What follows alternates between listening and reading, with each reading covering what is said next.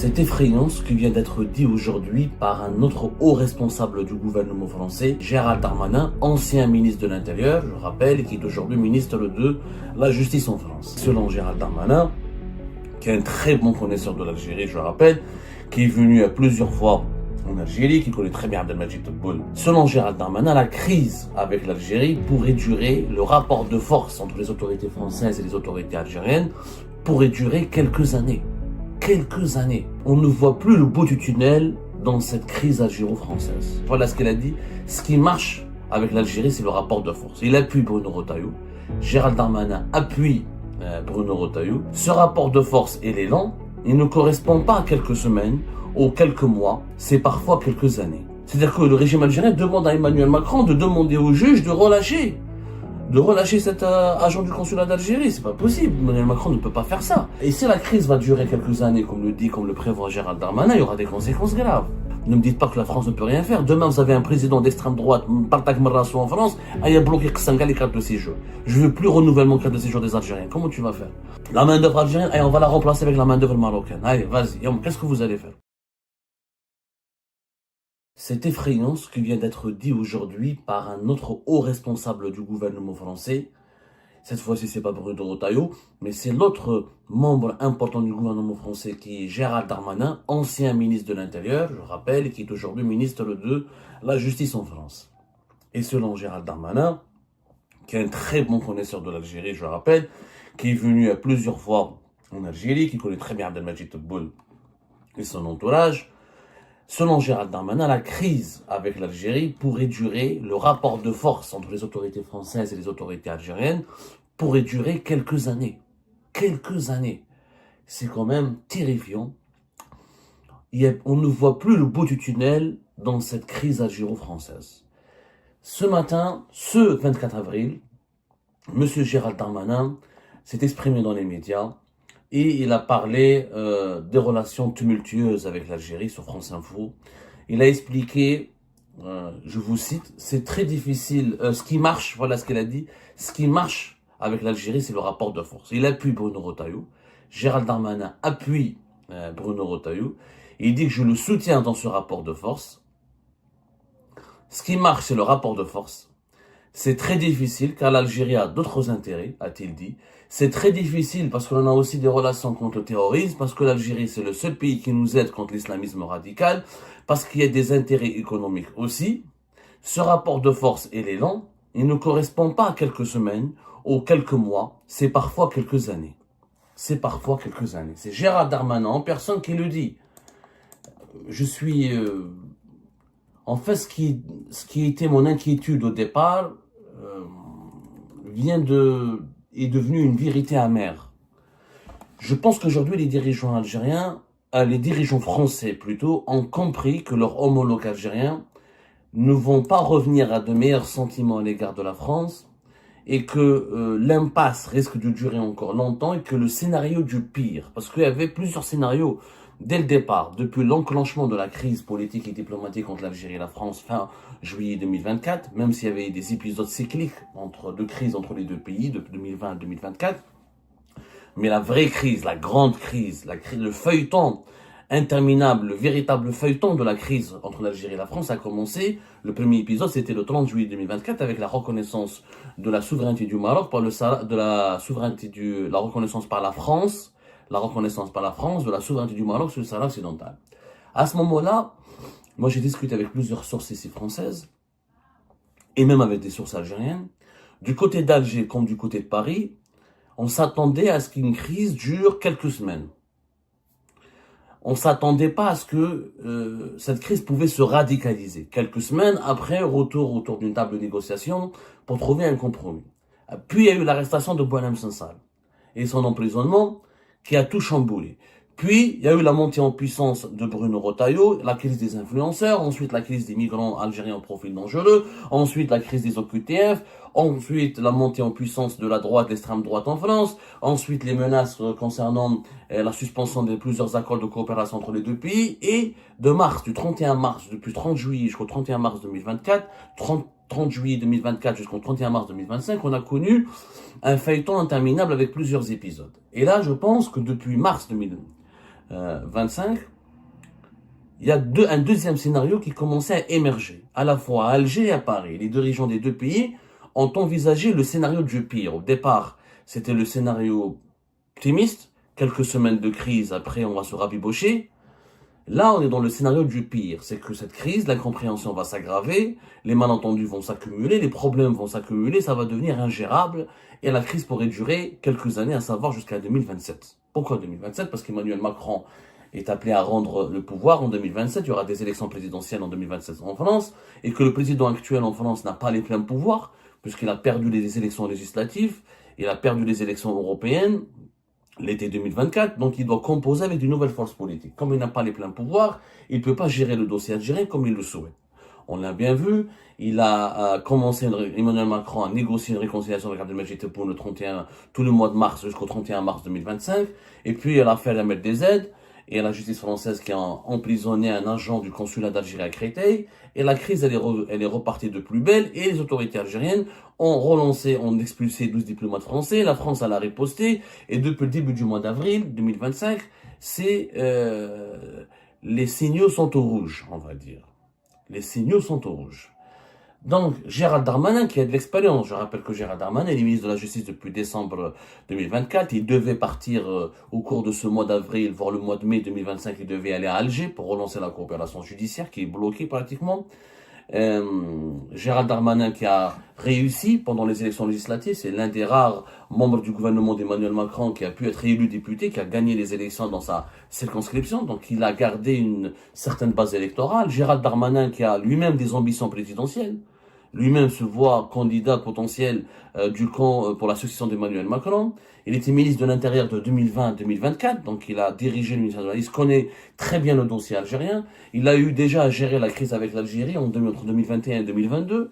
Rappelez-vous, à partir de septembre 2021, deuxième semestre de l'année 2021, la France avait suspendu la délivrance des visas à l'Algérie au deuxième semestre de l'année 2022, jusqu'à ce qu'il y ait une réconciliation et la visite d'Emmanuel Macron, la visite d'État d'Emmanuel Macron en Algérie, à Alger Oran, en août 2022, le retour à la normalisation avec l'Algérie qui a débloqué la délivrance des laissez-passer consulaires et la France qui a débloqué la délivrance des visas.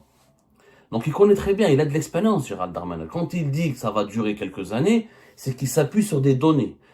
Il a une analyse approfondie, il a une proximité avec il est au centre du pouvoir en France, il a des données, il voit que dans les coulisses, ça ne marche plus. Alors que pendant le mois de mars, il y avait des négociations qui étaient accélérées, qui commençaient à évoluer. Là, il n'y a plus de négociations. Là, l'expulsion par l'Algérie de 12 diplomates français, elle a fait braquer tout le monde, y compris Emmanuel Macron. Même Emmanuel Macron, il a levé le pied sur le dossier algérien. Même, je vous dis la vérité, moi j'ai parlé avec des sources françaises, même Emmanuel Macron, il a extrêmement mal pris l'expulsion de 12 diplomates français de l'ambassade de France à Alger. La France a riposté, et donc aujourd'hui nous sommes dans une impasse. Il n'y a pas de négociation en ce moment entre les deux pays. Emmanuel Macron ne comprend pas pourquoi le régime algérien a réagi avec autant de violence alors que la justice elle est indépendante. Pour les dirigeants français les plus favorables à l'Algérie, parce que dans le gouvernement français, dans l'establishment français, il n'y a pas que des anti-algériens. Il faut arrêter de croire qu'au sein des... Emmanuel Macron est un pro-algérien. C'est l'un des plus grands amis de l'Algérie, Emmanuel Macron. D'ailleurs, franchement, est-ce qu'on aura un autre président en France qui sera aussi proche de l'Algérie? Ça va être... C'est pas un pari gagné, hein. Emmanuel Macron et les macronistes sont plutôt favorables à l'Algérie. Bruno Retailleau, c'est pas un macroniste, c'est la droite dure, c'est la droite dure des Républicains. Il utilise l'Algérie pour ses ambitions présidentielles, pour élargir sa base électorale et pour se positionner sur l'échiquier présidentiel de 2027. Gérald Darmanin, c'est pas un anti-algérien, c'est un dur, c'est l'aile dure des macronistes, mais c'est pas la droite dure ni l'extrême droite. Donc c'est quelqu'un qui est dur, mais c'est pas un anti-algérien, un anti-algérien. Au contraire, lui aussi, il veut utiliser l'Algérie. Il a voulu avoir des bonnes relations avec l'Algérie parce qu'il estime qu'il aura peut-être besoin de l'aide de l'Algérie, du soutien de l'Algérie, des réseaux de l'Algérie pour les présidentielles françaises. Mais si Gérald Darmanin arrive à dire que ça peut durer quelques années, c'est qu'il a des données, encore une fois, qui démontrent que Emmanuel Macron aujourd'hui n'a plus envie de négocier un accord, n'a plus envie de négocier parce que pour lui, l'expulsion des diplomates français, c'était une sorte d'agression intolérable. Intolérable pourquoi? Parce que aux yeux des macronistes, aux yeux des amis de l'Algérie, ici au sein de l'établissement français, qu'est-ce qu'ils disent? Ils disent que les autorités algériennes auraient pu se montrer plus sages. Il y a une affaire en justice, Il aurait fallu patienter que la justice avance. Il y a des voies judiciaires, il y a des voies de recours que l'Algérie aurait pu utiliser, que l'ambassade d'Algérie ici en France, que les autorités algériennes auraient pu utiliser. Il aurait fallu respecter l'indépendance de la justice en France, demander des explications aux juges et utiliser les canaux de la coopération judiciaire pour traiter l'affaire et le scandale MLDZ. Mais expulser des diplomates français, c'est un acte anti-français.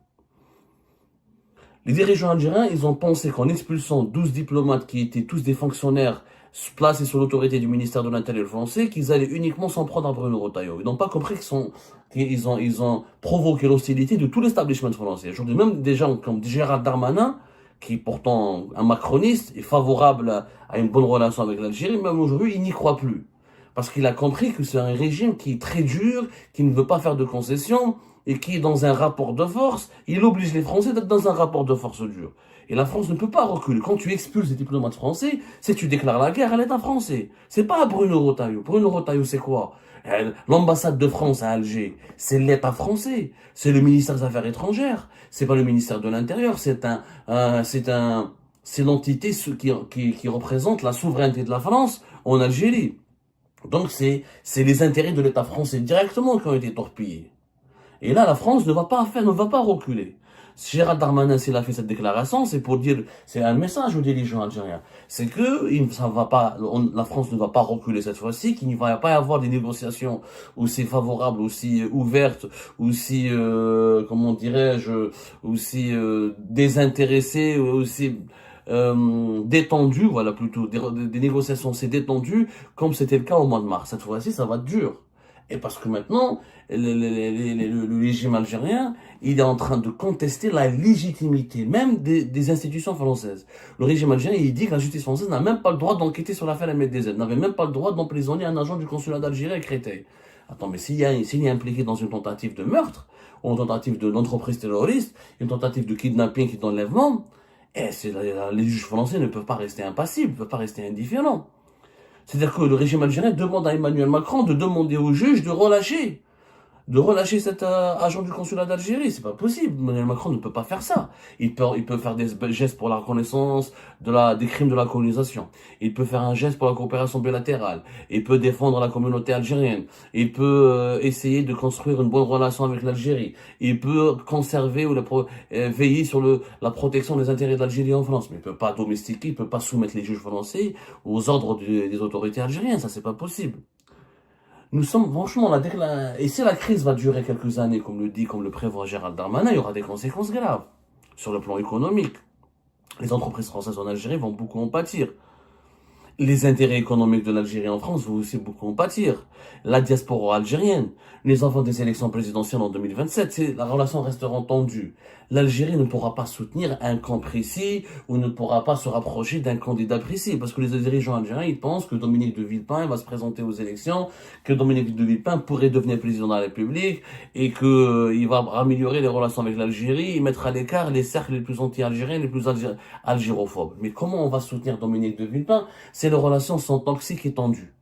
Comment les Français vont comprendre, comment ils vont dans l'état actuel des choses, les diplomates, les diplomates virés français à Alger virés, expulsés, des juges français contestés, une affaire de crime, de kidnapping, tentative de meurtre sur le sol français, des relations toujours froides, des relations toujours toxiques. Alors comment voulez-vous que Dominique de Villepin demain pourrait utiliser le soutien algérien pour arriver au pouvoir en 2027. Quel est les Français qui va voter pour un Dominique de Villepin qui va bénéficier du soutien de l'Algérie? D'abord, il sera considéré comme un traître aux yeux des Français, comme un agent de l'Algérie, comme un ennemi de la nation. Et quelqu'un qui est proche, c'est comme si demain, moi je suis candidat aux élections présidentielles en Algérie et je suis proche du Maroc et je suis soutenu par le Maroc, alors que toute l'Algérie déteste le Maroc. Ah, comment je vais gagner les élections en Algérie? C'est pas possible, je peux pas m'appuyer sur le soutien marocain, c'est entre le Maroc et l'Algérie une situation de guerre. Aucun candidat ou aucune personnalité politique ne va réussir à acquérir le pouvoir dans son pays s'il est soutenu ou s'il s'adosse à un lobby qui est proche ou qui est lié au pays, à l'ennemi même de ce pays. Là, l'Algérie est en train de devenir l'ennemi des dirigeants français. Comment Dominique de Villepin va utiliser l'Algérie pour arriver au pouvoir? J'aimerais bien que les dirigeants algériens m'expliquent. Si on veut défendre nos intérêts, parce qu'encore une fois, la France, c'est pas le Maroc. On n'a pas 5 millions d'Algériens au Maroc, on a 5 millions d'Algériens en France. C'est pas le deuxième, on a un partenariat, c'est notre deuxième partenaire commercial. Après la Chine. C'est pratiquement notre troisième fournisseur. C'est notre quatrième ou troisième client. Donc on a des relations extrêmement imbriquées, des relations humaines importantes, des relations démographiques. Il y a pratiquement 3 millions de personnes. Putain, si ce n'est pas 4 millions de personnes, c'est en compte le transport maritime, le transport aérien, qui voyagent chaque année entre les deux pays. Et des liens extrêmement forts. Donc tu peux pas considérer un pays proche de toi. C'est comme si demain, un mari va se disputer avec sa femme, il considère sa femme comme ennemie. Mais vous avez des enfants ensemble. Si la mère de tes enfants devient ennemie, ton ennemi, comment tu vas éduquer tes enfants? C'est tes enfants qui vont en souffrir. C'est la même chose. L'Algérie et la France, c'est pas une relation politique uniquement, c'est une relation intime. C'est une relation humaine. C'est pas seulement une relation diplomatique ou une relation économique. Ce que les dirigeants algériens n'arrivent pas à le comprendre. Ça, les dirigeants français le comprennent. Pourquoi les dirigeants français le comprennent d'ailleurs? Parce qu'ils n'ont pas pris de mesures contre les Algériens. Mais à part un nombre précis d'Algériens dont les papiers ont été gelés, dont les cartes de séjour n'ont pas été renouvelées, mais à part certaines personnalités algériennes qui ne peuvent plus venir en France et qui ne peuvent plus avoir de visa, la population algérienne n'a pas été sanctionnée par la France. Bruno Retailleau n'a jamais donné des instructions pour virer ou pour empêcher tous les Algériens qui viennent en France de rentrer en France. Ils ne peuvent pas le faire. Parce qu'il y a beaucoup de familles, beaucoup de liens humains. Il y a beaucoup de franco-algériens, il y a beaucoup de binationaux. Il y a beaucoup de foyers communs entre les deux pays. La France, elle a bien compris que pour elle, l'Algérie, c'est une question d'affaires intérieures. La France aussi, pour l'Algérie, c'est ça. Mais c'est ça, le régime algérien veut nous faire croire, pour lui, la France, c'est juste une question de relations internationales. Pas du tout, c'est une question de relations intérieures. Parce qu'il y a aussi, parce que nous avons des millions de compatriotes qui ont la double nationalité, qui vivent entre les deux pays, qui travaillent en France et qui nourrissent leur famille en Algérie, qui ont des projets en France et en Algérie à la fois. Donc c'est aussi pour l'Algérie, en France, pour l'Algérie, la France est aussi une question de relations intérieures, une question interne, et pas uniquement une relation externe. Et si on veut peser, si on veut que le prochain président français ne soit pas anti-algérien, il faut vraiment qu'on arrive à se mobiliser, qu'on garde nos rôles de lobbying, que l'Algérie garde sa capacité d'influencer, ses réseaux d'influence, et tout ça, ça doit se dérouler comment? Dans la sérénité. C'est pas dans la toxicité, ou là, dans l'hostilité, ou là, dans l'animosité, que tu peux garder tes réseaux d'influence. Aujourd'hui, au jour d'aujourd'hui, tous ceux qui défendent l'Algérie sont grillés. Ils ne passent même pas sur les plateaux de télévision. Parce qu'on les accuse d'être des corrompus, parce qu'on les accuse d'être des partisans d'un régime criminel, d'un régime qui emprisonne les écrivains, qui condamne à mort les journalistes. Ils n'ont aucune voix, ils n'ont pas bonne presse. Parce qu'aujourd'hui, la France s'est braquée contre le régime algérien. Or, alors, certains dirigeants algériens n'ont pas besoin de la France. Qui va, t'as pas besoin de la France, t'as 5 millions de personnes. Les dirigeants algériens eux-mêmes, Abdelmajid Tebboune, Saïd Chengriha, ils ont tous des parents qui vivent en France. Eux-mêmes, mais qu'est-ce qu'un dirigeant algérien qui n'a pas un parent en France? Si c'est pas un fils ou là une fille, c'est pas un cousin, une cousine, une sœur, un neveu, une nièce. Ils sont tous des parents en France. Et comment tu me dis que c'est pas important pour la France, pour l'Algérie? On est liés. C'est comme une femme avec un homme. On est un couple, on est liés. Tu peux détester la mère de tes enfants, tu peux divorcer avec elle, mais elle restera la mère de tes enfants. Et la femme, la même chose. Elle peut divorcer avec son mari, mais il restera le père de ses enfants. Donc il faudrait une relation conciliante. Il faut une véritable réconciliation sur des bases à la fois respectueuses des intérêts des deux pays. Et c'est possible. C'est possible. Et avec des feuilles de route, l'Algérie peut s'engager à respecter les institutions françaises et la souveraineté de la France. La France peut respecter la souveraineté de l'Algérie, discuter égal à égal, et chacun a des valeurs divergentes, mais il faut se mettre d'accord sur certaines valeurs communes. Par exemple, le régime algérien ne peut plus monter des opérations sur le sol français. La France ne doit plus se rapprocher ou soutenir certains séparatistes ou certains dissidents extrêmement radicaux à l'égard de l'Algérie. Par exemple, si on ne fait pas cette conciliation maintenant, en 2027, on va pas bloquer l'arrivée, on risque de se retrouver avec l'arrivée au pouvoir en France d'un courant encore plus algérophobe, encore plus anti-algérien. Et qu'on le veuille ou non, la France est un membre permanent du Conseil de sécurité de l'ONU. C'est pas la Mauritanie ou la Libye ou les Ajma. Si on perd notre capacité de lobbying, notre capacité de défendre nos intérêts dans un pays aussi important que la France, eh ben, c'est l'Algérie qui est perdante.